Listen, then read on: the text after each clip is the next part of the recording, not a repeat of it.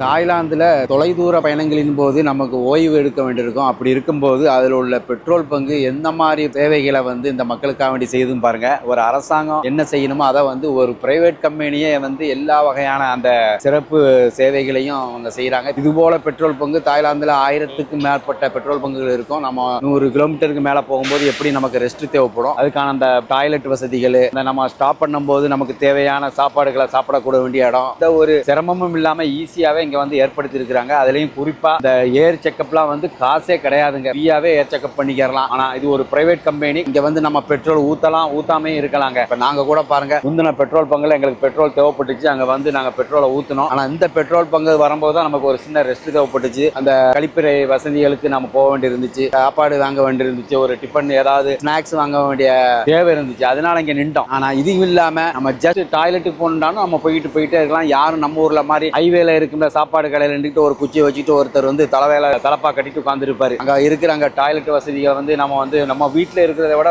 சுத்தமாகவும் தூய்மையாகவும் ரொம்ப அருமையா இருக்கும். அங்க அரை மணி நேரத்துக்கு ஒரு தடவை என்ன செஞ்சுட்டு இருக்காங்க, கிளீன் பண்ணிக்கிட்டே இருப்பாங்க. அதுல இந்த பெட்ரோல் பங்குல இந்த உரிமையாளருக்காக வேண்டி நம்ம பெட்ரோலை ஊத்துறோமோ இல்லையோ, அந்த கடையில போய் சாப்பாடு சாப்பிடுறோமோ இல்லையோ, இங்க உள்ள டாய்லெட்டை நம்ம வீட்டுல உபயோகம் பண்ற மாதிரி எல்லாருமே உபயோகம் பண்ணலாங்க. இங்க உள்ள எல்லா பெட்ரோல் பங்குகளையும் ஒரு பெட்ரோல் பங்குல 30 கார் வசதிகள் நிக்கலாம், பஸ் நிக்கலாம். இந்த நாங்க இருக்கிற அந்த பெட்ரோல் பங்கு கிட்டத்தட்ட ஒரு 100-200 வண்டிகள் நிற்கக்கூடிய அளவுக்கு இருக்குது. பாருங்க, மிகப்பெரிய அந்த ஆம்னி பஸ் நிக்குது. அவ்வளவு சிறப்பான வசதி. அனைத்து பெட்ரோல் பங்குலையும் காங்கிரீட் போட்டு நீட்டாவே இருக்கும். ஒரு மழை பெஞ்சா கூட உங்களுக்கு எந்த ஒரு டிஸ்டர்பன்ஸ் இருக்காது, தண்ணி கட்டாது. அந்த பெட்ரோல் பங்குல அவ்வளவு அடிப்படை வசதிகளை அருமையா பண்ணிருக்கிறாங்க. நீங்க ஒன்ஸ் தாய்லாந்துக்கு வர்றவங்க வந்தீங்கன்னு சொன்னா இதே போல நீங்க டிராவல் பண்ணும்போது இந்த சலுகைகளை நீங்களும் அனுபவிக்கலாம்.